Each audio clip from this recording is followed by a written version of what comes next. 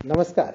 BA तृतीय वर्ष के वर्ग LEHR के सभी विद्यार्थियों का इस वर्चुअल कालांश में स्वागत और अभिनंदन।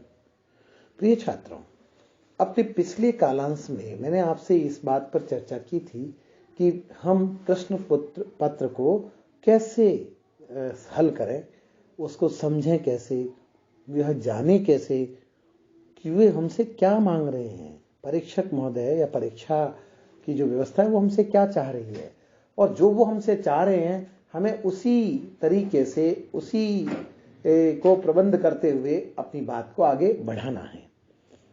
इस क्रम में मैंने कई चीजें बताई, कुछ चीजें और रह गई जिसकी तरफ में आपका ध्यान कई बार कम जाता है।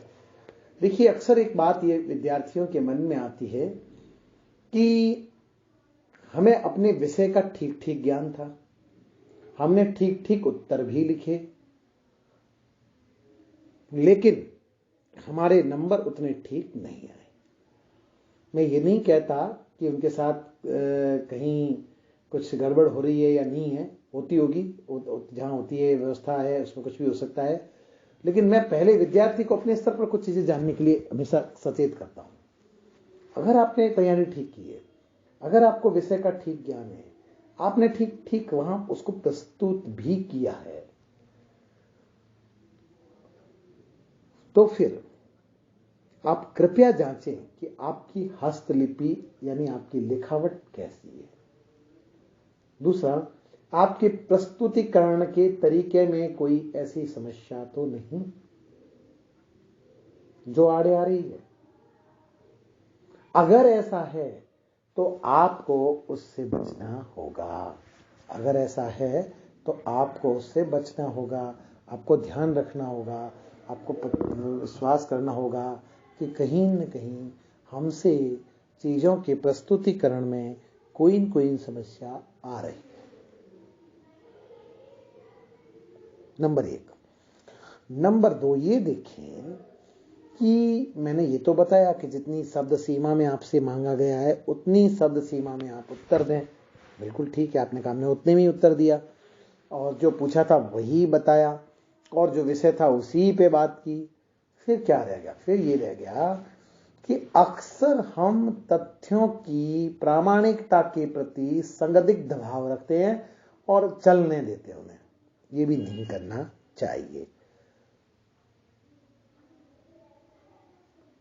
मान लीजिए एक उत्तर में एक डेटा है, एक जानकारी है कि अमुक कवि का जन्म अमुक सन में हुआ, और वह सन आपको ठीक से याद नहीं है, तो अक्सर आप कहते साल 2 साल का क्या फर्क पड़ता है, कुछ भी लिख दो हो जाएगा। ये जो कुछ भी लिखना है यह भी आपके कम नंबरों का द्योतन मतलब कराता है, क्योंकि वहां परीक्षक को ये मालूम है कि इस कवि का जन्म किस सन में हुआ। सीधा वो उसी फिगर को देखेगा, अगर वो फिगर नहीं है उसे समझ में आ जाएगा आपको उसके जन्म के बारे में ठीक ठीक जानकारी नहीं है। परिणाम स्वरूप वह आपके नंबर काटेगा और आपको बाद में इस बात का एहसास होगा कि हमारे इतने नंबर कम आए, इतने नंबर अधिक नहीं आए, इतनी मेहनत के बाद भी हमें उसका पर्याप्त रिस्पॉन्स नहीं मिला। तो ये जो रिस्पॉन्स न मिलने की शिकायत आप करते हैं, है ना, ये इसको आप इस तरह से देखें, इन चीजों में देखें और इसमें जानने की कोशिश करें कि क्या हम इनमें सुधार कर सकते हैं। अब प्रश्न आता है कि इस स्तर में जब जो चीज लिखावट है या जो प्रस्तुतिकरण का तरीका है, ये सब तो नीचे की कक्षा में हो जाना चाहिए था, लेकिन हम इन उच्च स्तरीय कक्षाओं में आने के बाद भी इस पर कुछ नहीं कर पा रहे हैं। तो हमें ये चाहिए कि हम इस बात को देखें, इस बात को जानें, इस बात को करने की कोशिश करें कि हमें कैसे इसको देखना है, जानना है या करना है। नंबर 1, वहां भी एक चीज ध्यान रखने की है कि हम अक्सर परीक्षा की तैयारी के समय इन छोटी छोटी चीजों को महत्व नहीं देते। तो असल में ये तो पूर्व तैयारी के चरण की चीजें हैं। जैसे अगर आपकी हस्तलिपि इतनी सुंदर नहीं है तो ऐसा नहीं कि वो यहां आकर वो सुधर नहीं सकती, उसको सुधारने का यत्किंचित नहीं, पूर्ण प्रयत्न आपको करना चाहिए।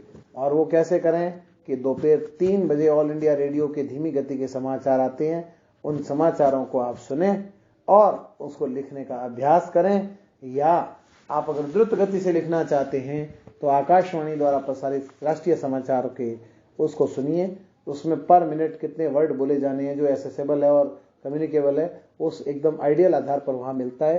तो अगर कोई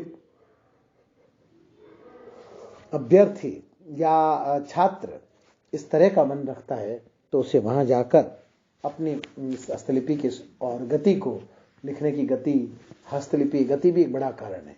कई बार आपको सारा पेपर आता है, सब चीजें आती है, लेकिन आप उत्तर सही समय में नहीं, क्योंकि आप इतना धीरे धीरे अच्छे सुंदर लिखने के चक्कर में इतना स्लो चल रहे थे कि लास्ट में 4 प्रश्न छूट गए, तो वो भी आपको लॉस हो जाता है। तो गति भी सुधारनी है हमें, हस्तलिपि को भी सुधार करना है हमें, और हमारी उस पूरी व्यवस्था में उसके लिए हमें जो भी साधन उपलब्ध हो उनका इस्तेमाल करते हुए आगे बढ़ना है। मैं समझता हूं अगर आप इन चीजों का ध्यान रखेंगे तो सफलता के शिखर पर चढ़ने से आपको कोई नहीं रोक पाएगा। नमस्कार, धन्यवाद।